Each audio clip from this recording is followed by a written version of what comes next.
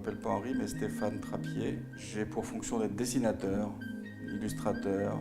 Je travaille pour le 1 depuis le numéro 0, donc depuis l'avant-début.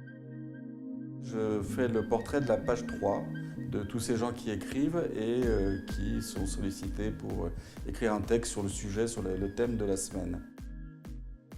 Il faut savoir que dans le 1, il y a plusieurs dessinateurs. Il y a Piorène, qui sont des artistes, et moi je fais la place du tertre.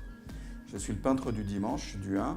Donc le processus de création est assez simple puisqu'on me demande de faire un portrait. Dans mon métier d'illustrateur, on doit trouver une idée pour faire un dessin. Là, on doit faire un dessin. Je dois faire un dessin pour des gens qui trouvent des idées. C'est un peu différent.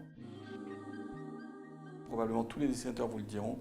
Les femmes dessinent facilement les femmes, ont du mal à faire les hommes. Je parle en termes de visage aussi beaucoup.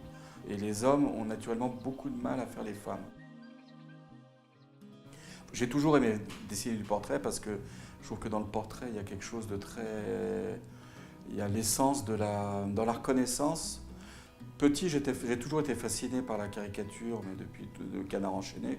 Et de la même manière, quand j'étais jeune enfant, parce que je suis assez âgé maintenant, les imitateurs étaient assez à la mode, comme Thierry Le Huron, par exemple, à l'époque, le premier grand imitateur. Et j'ai toujours considéré qu'il y avait une sorte de cousinage à distance entre les imitateurs et les caricaturistes ou les portraitristes. Déjà, ce sont des sujets différents, donc les idées ne viennent pas de la même manière. Quand, par exemple, pour le dernier en date, qui était un poster sur Macron, c'était avant législative. Alors le 1 avait décidé de faire un numéro, je pense, quelque chose un peu autour de l'hyper-présidence. Et l'idée de Nathalie était de montrer, lorsqu'elle me contacte, elle me dit voilà, on va faire un portrait. L'illustration tournera autour des grands chantiers de Macron, voilà, et en même temps avec une sorte d'hyperactivité. Donc assez vite, naturellement, en parlant, l'idée de Shiva vient.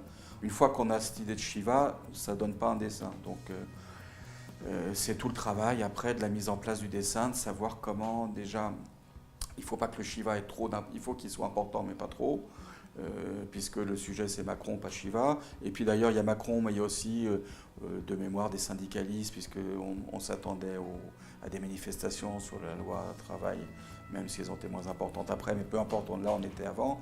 Il y avait le chantier de l'armée, d'ailleurs c'était un gros chantier, mais on ne le savait pas non plus. Bon. Je travaille avec beaucoup de choses. Beaucoup de choses, ça dépend des jours, ça dépend des heures, ça dépend des moments de la journée, ça dépend de mon énervement, du temps que j'ai pour que ça sèche.